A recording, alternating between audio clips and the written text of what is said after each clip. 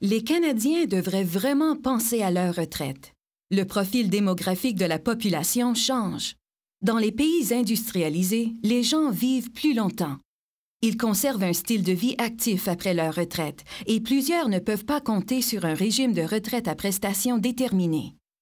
Il leur faut donc des épargnes plus élevées que ce qui suffisait aux retraités d'autrefois. Combien doivent-ils avoir amassé? Quelle est la meilleure façon d'y arriver? Comment peuvent-ils faire durer leurs épargnes le temps nécessaire? Qui peut les aider? Fidelity a voulu déterminer l'état de préparation à la retraite des gens dans le monde.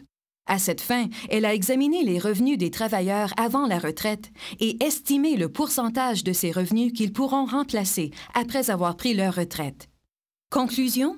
Des études comparables réalisées aux États-Unis, au Royaume-Uni, en Allemagne et au Japon ont confirmé que les économies des travailleurs d'aujourd'hui ne répondront probablement pas aux besoins des retraités de demain. Alors, qu'en est-il des Canadiens? Je pense qu'on est trop occupés dans le jour à jour. On court tellement qu'on n'a pas le temps de penser à ce qui va venir dans quelques années. Autrefois, on disait qu'un retraité avait besoin de 60 ou 70 % de son salaire antérieur. Cependant, les objectifs des retraités ont bien changé. Je pensais bien peut-être ouvrir un petit bistrot vraiment style européen. Je vais ouvrir une petite café shop. Comme de l'ébénisterie, de la peinture sur toile, de la lecture évidemment, du vélo. Ce que j'ai pas le temps de faire comme je voudrais à ce temps que je suis au travail. Visiter la famille, beaucoup de voyages, espérons que je peux donner l'argent à mes enfants. C'est une école de danse, fait que c'est... Si les gens ne comptent pas ralentir, leurs revenus ne peuvent pas diminuer non plus. Combien d'argent leur faudra-t-il? Fidelity l'a calculé. Nous affectons tous l'argent à 4 grands postes. Les économies, les cotisations aux régimes gouvernementaux de retraite et d'assurance-emploi, les impôts et tous les biens et services essentiels ou superflus. En règle générale, les personnes qui prennent leur retraite cessent d'épargner et de cotiser aux régimes gouvernementaux. Souvent, les impôts diminueront. Dans le passé, il était aussi entendu que les dépenses générales diminueraient elles aussi. Or, de nos jours, de nombreux retraités ne réduisent aucunement leur niveau de vie. Cela signifie qu'en moyenne, les retraités doivent remplacer 80 % du salaire qu'ils gagnaient avant. Le régime de rente gouvernementale aide un peu, et certaines personnes recevront des prestations d'un régime de retraite d'employeur. Par contre, à l'heure actuelle, 7 Canadiens sur 10 ne participent pas à un régime de retraite à prestations déterminées. Quel pourcentage de leurs revenus de travail les Canadiens croient-ils qu'ils doivent remplacer? Ça devrait être 60 % même.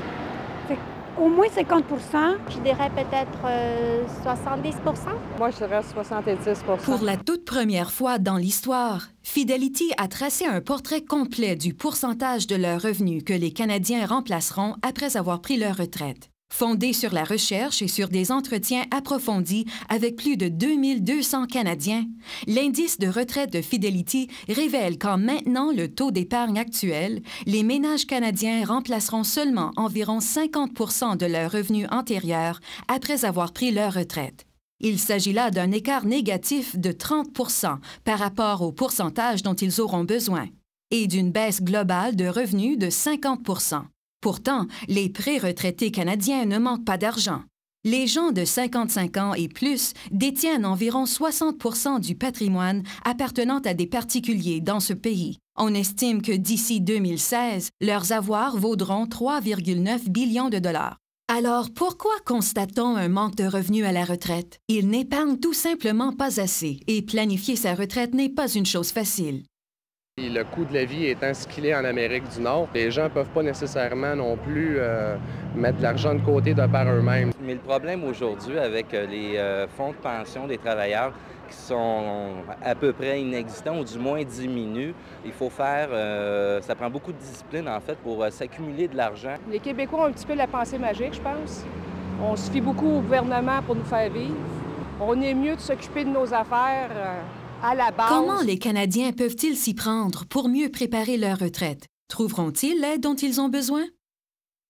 Quand je regarde ce qui se passe présentement, j'ai pas l'impression que je vais prendre une retraite. Fait que moi, je me prépare pour travailler jusqu'à temps que je décède.